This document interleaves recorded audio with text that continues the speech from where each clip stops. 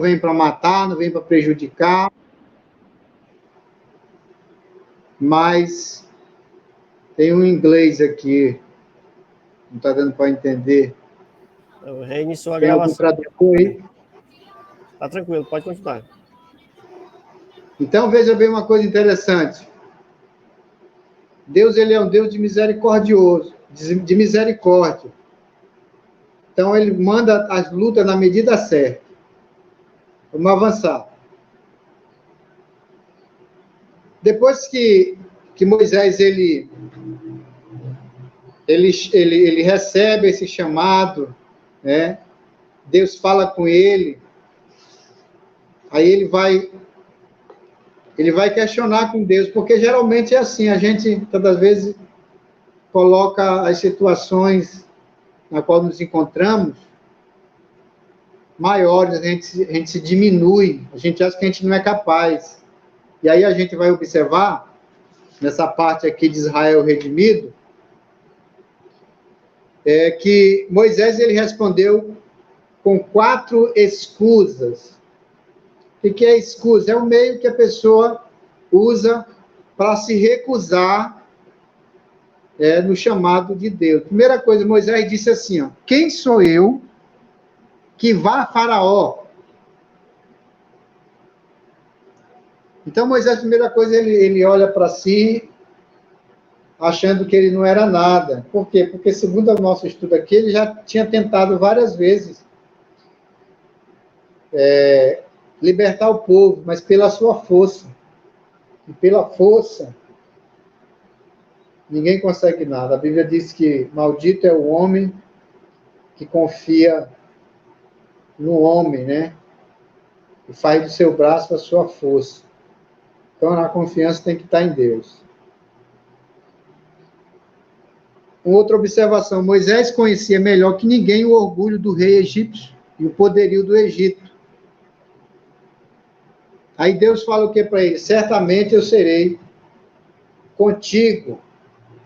E a nossa lição ela vai destacar aqui que havia aqui uma batalha entre 2 deuses, né? Deus, através de Moisés, contra Faraó. E Faraó, ele se julgava um deus, chamado o Deus Ra, o Deus Sol. Então, ele se achava que era um Deus. Então, houve essa luta aí, né? Entre aspas.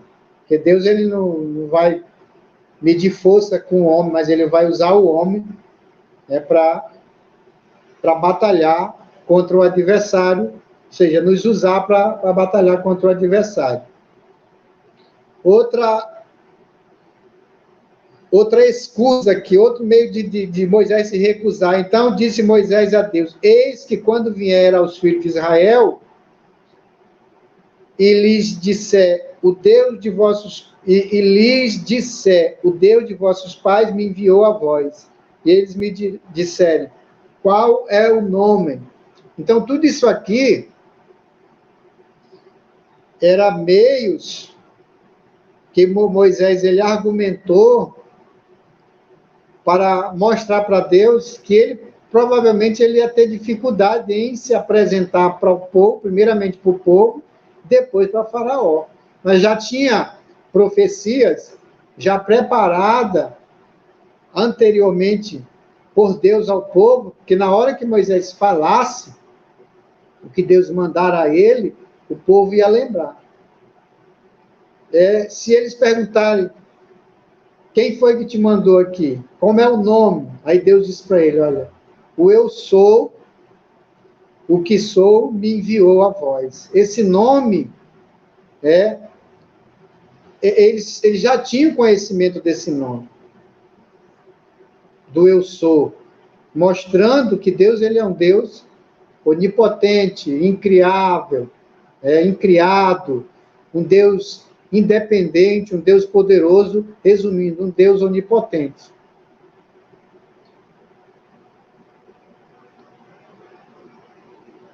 Só um minutinho, deixa eu dar uma tossida aqui.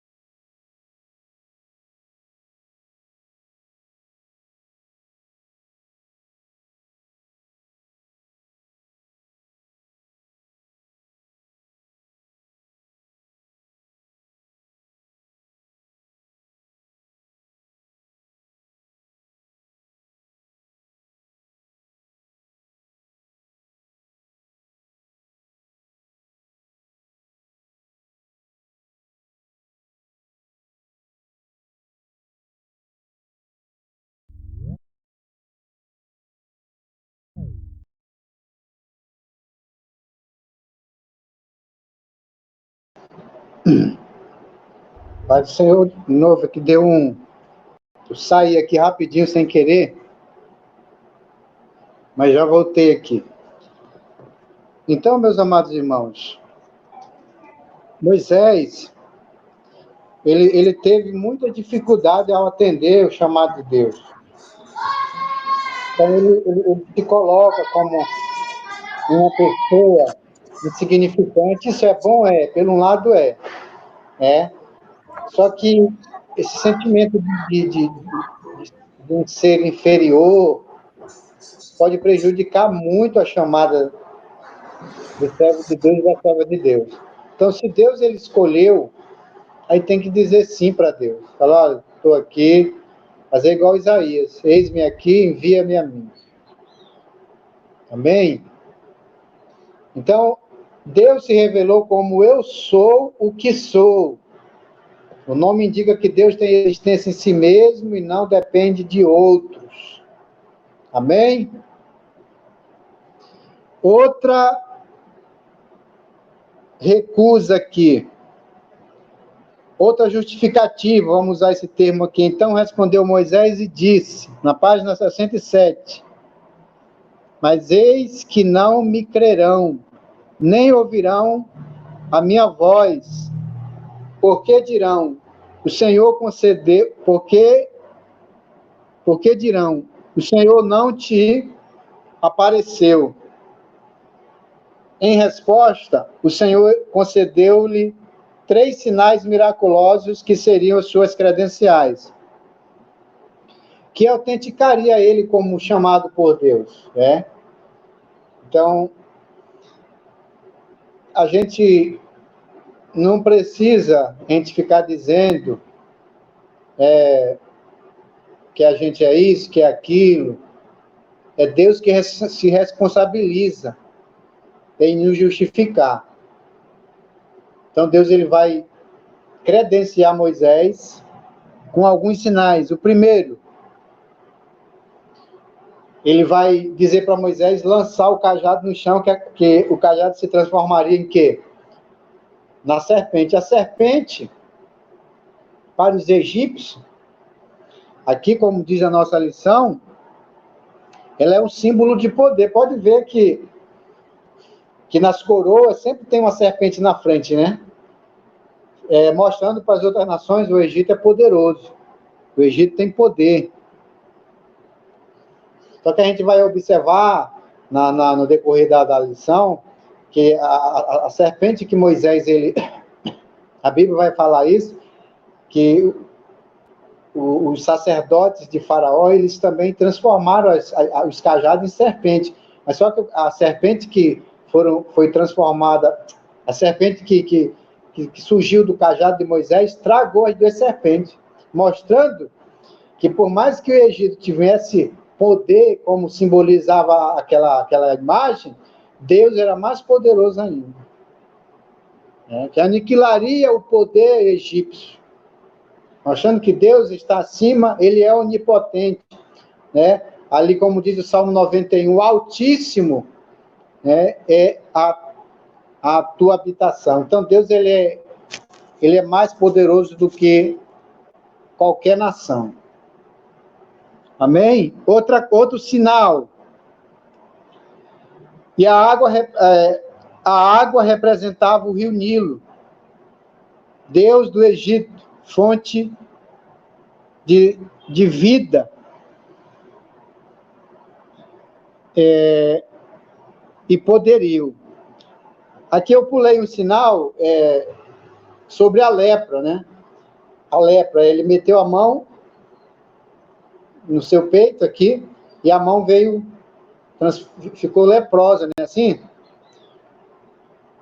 quando ele fosse mostrar isso para os israelitas ali, para o povo acreditar que ele era escolhido de Deus, para o povo de Israel, a lepra imediata na vida de alguém era um sinal do juízo de Deus. Isso mostrava para eles que Deus entraria com juízo sobre os egípcios para trazer o seu povo, para libertar o seu povo.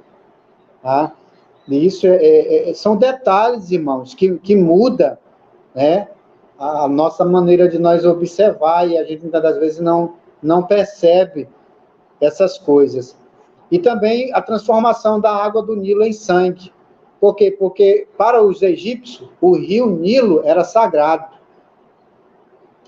Tanto é, alguém já assistiu aquela novela O Caminho das... Como é o nome? Das Índias? Já ouviram falar? Aquela novela que passou?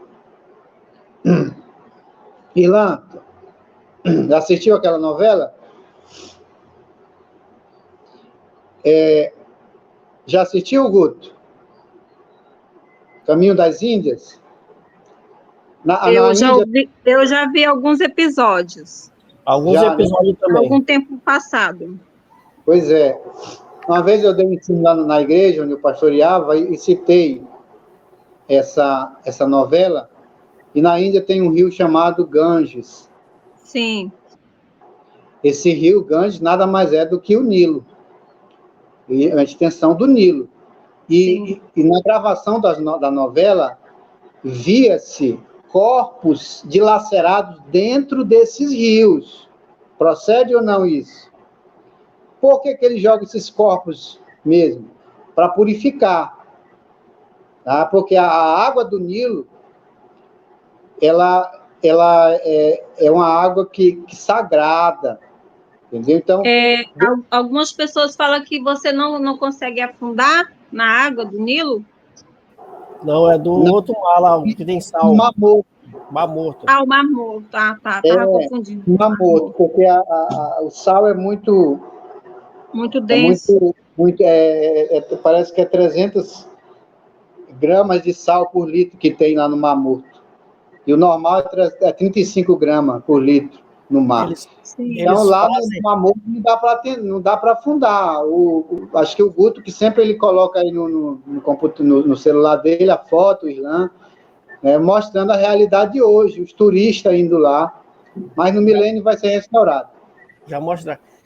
Lá na novela lá, eu não assisti todas, mas eu assisti algumas partes, e aí eles são muito devotos, né? Eles tudo é Deus para ele, a vaca, não sei o quê, e pá, baratas são deuses. E lá eles fazem muita oferenda lá naquele rio. Tudo é oferenda para eles.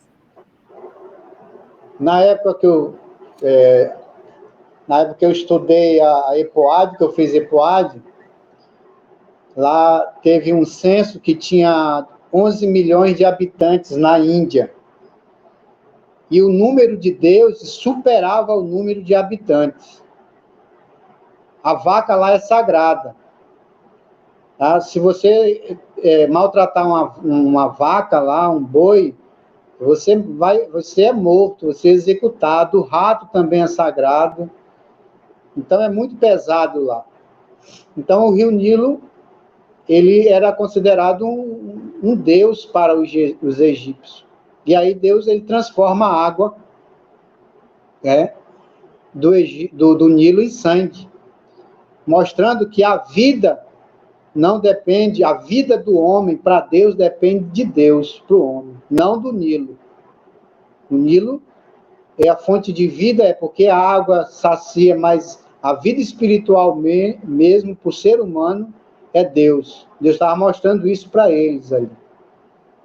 Eu vou transformar essa água aqui, mostrar que quem tem todo o poder chama-se Eu Sou. Amém? Nós vamos terminar essa parte aqui, nós vamos para um rápido intervalo, aí a gente retorna, 10 minutinhos, tá? Pode ser? Então vamos para a última justificativa aqui, de Moisés, na página 67. Lê para nós aí, Ivanildo.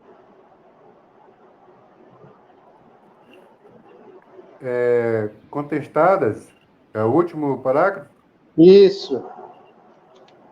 Contestadas suas escusas, Moisés aceitou seu chamado e nunca mais olhou para trás. Não, perdão, nessa aí não. Na página 67, deixa eu ver aqui. Parágrafo acima. Do que ele estava lendo, o parágrafo acima. Então disse Moisés... Isso, perdão. Então tá, vamos lá.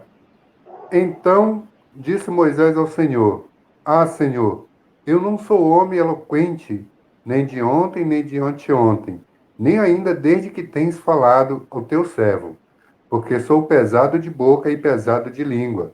Êxodo 4:10. Deus fez com que seu servo compreendesse que alegava impotência ante o Deus onipotente. Acaso não podia Deus facilitar-lhe a capacidade de falar bem? Não lhe havia criado a boca? Não obstante, o Senhor designou Arão, irmão de Moisés, como porta-voz deste. Amém. Só até aqui. Veja bem aqui como são justificativas, né? Porque muitas das vezes já ouvi vários pregadores dizendo assim: evangelho é simples, não precisa de muita coisa. Eu ouvi uma frase de um pastor, que eu vou falar, não vou falar o nome, mas eu concordo com ele.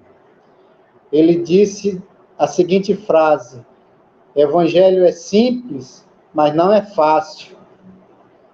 É fácil pregar? Não é fácil pregar. É muito difícil pregar. Porque se a pregação não tiver a narração, a ilustração e a aplicação, ela não é pregação. Então tem que ter a narrativa, tem que ter a explicação, tem que ter a ilustração, tem que ter a aplicação. Mas não é fácil. E Moisés, eu não sou eloquente. O que é um eloquente, Irlan? Você que é um eloquente, explica para nós aí. Joe eloquente? É nada. Paz eloquente, no meu entendimento, é a pessoa que sabe se expressar, tem uma oratória boa, consegue falar com domínio das coisas, saber lidar com as circunstâncias no momento, ter conhecimento também. Para mim, eloquência é isso, é saber dialogar, conversar, ter o poder também de persuasão, de convencer ali através da conversa. Isso. Essa palavra aí é o poder de persuasão. É a capacidade que a pessoa tem de provar o que está falando. No caso, Apolo, a Bíblia diz que Apolo era um homem eloquente, era um homem que pregava a Cristo e provava por meio das Escrituras. Nós vamos ver isso, né? Deus, através do livro de Atos, revelando isso aí. Então, Moisés, ele mesmo, ele se achou indigno. Só que aí nós vamos observar que Deus, ele viu isso em Moisés, e Moisés revelou a sua impotência, a sua incapacidade e sobretudo, a sua dependência. Só que Deus, ele entendeu essa questão de Moisés. E aí Deus vai usar quem? Arão, que era 3 anos mais velho, que Moisés. Mas o chamado para a libertação era Moisés. Aí a gente, muitas das vezes, assume um pastor mais novo que a gente na igreja, e a gente tem dificuldade em obedecer, né? Não é o nosso caso do Novo Horizonte, né? Mas já vi muitas pessoas que, por o pastor ser mais novo, ele não quer obedecer. Independente de ser mais novo ou não, quando uma pessoa é chamada por Deus, a gente tem que obedecer. A gente tem que obedecer. E aí, Deus, ele levanta Arão, né? Deus falava com Moisés, e Moisés passava para Arão, e Arão para o povo. Era tipo assim, é como a Bíblia vai narrar. É como se Moisés fosse Deus e Arão fosse o profeta. Deus falava para Hein, Moisés. pastor Lindoberto? Sim. Eu também tenho um entendimento assim, de que, ó só, Deus ele usou tudo de maneira perfeitamente bem, né? Aham. Usou Moisés, um homem, como diz lá em Atos, capítulo 7, 22, Estevão falando, Moisés foi educado em toda a sabedoria, ou ciência, algumas versões vão dizer, né? Dos Aham. egípcios, tornou-se um homem poderoso em palavras e obras. Essa versão King James fala assim, né? Só que talvez ele via assim, nessa incapacidade de lidar com o povo, com o próprio povo, com os seus próprios irmãos, né? Como mais lá na frente em Êxodo vai estar falando sobre isso. Talvez essa dificuldade que ele sentiu lá atrás, quando ele matou o egípcio, quando o povo ali, alguns se levantaram contra ele, dizendo que ele, quem era ele para querer mandar. Talvez isso veio martelando na mente de Moisés, falando assim, poxa, mas eles não me aceitaram. Senhor, eu não vou conseguir falar com eles não vão me dar crédito. Por isso que o Senhor fala assim, mas eu sou. Quem mandou fala, eu mandei, eu sou. Né? E aí, nesta circunstância, para o plano ser perfeito, mais ainda, o Senhor usa entre o povo hebreu ali aquele que tinha uma certa liderança, queira ou não, eu penso que Arão, ele tinha uma liderança com o povo, né? Ele tinha uma liderança natural com o povo. Então o Senhor uniu os dois ali, né? O conhecedor de tudo ali, que foi Moisés, e uniu com a liderança que era Arão. Bom, eu penso dessa forma, assim, também, não sei, né? Também. Isso é muito importante, essa observação. Tem uma frase que a gente ouve sempre, diz que palavras convencem, mas o exemplo arrasta a multidão. Então, um homem poderoso em palavra, mas também em obras. Ele aquele, a 50% da mensagem é a nossa maneira de viver. Nós somos uma mensagem ambulante. Então, o medo dele era isso também, de o povo não aceitar por causa do passado. Porque mais difícil, irmãos e irmãs que estão ouvindo, é pregar dentro da nossa própria casa. Dentro de casa é que é mais difícil. Eu sempre falo isso direto, já comentei isso na escola dominical, quando a gente está pregando no púlpito, a esposa está dando glória a Deus e fazendo isso aqui, ó, aí o negócio tá certo dentro de casa. Mas quando a gente está pregando, a esposa não quer, vice-versa. A esposa não quer nem ficar dentro para ouvir, não quer nem saber de nada, aí complica, porque a primeira igreja é dentro da nossa casa. A Bíblia diz, se nós não se nós não soubermos governar bem a nossa própria casa, teremos cuidado da igreja de Deus. Então a ordem, ela está Deus, família e igreja. E aí dentro da família está o marido, a mulher e o filho. Qual é mais importante entre o filho e a mulher? Os dois. Mas quem que merece mais crédito? A mulher. Por quê? A mulher, a gente tem que dar atenção também para ela. A gente não pode deixar a mulher de um lado e apoiar mais o filho. Não. Por que vai acontecer? Futuramente, o filho vai casar, vai ficar quem? A mulher e o marido. O filhinho vai já constituir outra família e vai morar longe. E aí vai ficar só o marido e a mulher. Então, é muito difícil. Então, para Moisés era difícil pregar dentro da nação de Israel. O lugar mais difícil para Jesus pregar, para os apóstolos pregar, foi em Jerusalém. Pregar, ir por todo Irmãos, mundo. é só eu ou tem mais aí não ouvindo o pastor Lindoberto? Senhor? Senhor? Está dando para ouvir? ouvindo. Tenta entrar de novo, Nildo, se tu não tá ouvindo. Sai e entra de novo. Deve ser alguma coisa aí. Tá dando para ouvir, Nildo? Eu tô ouvindo bem aqui. Nildo, tá dando para ouvir, Nildo? Vou desconectar e conectar de novo para ver se eu não estou ouvindo. Estava ouvindo Isso. Irlanda, agora eu não estou conseguindo ouvir o pastor Aumenta Roberto. o microfone, alguma coisa aí. Então Tá entra dando para ouvir agora, Nildo? Entra e sai, sai e entra de novo, se não estiver dando. Talvez esteja alguma coisa falhando. Então vamos avançar. Para mim concluir essa parte aqui, nós ir para um intervalo rapidinho.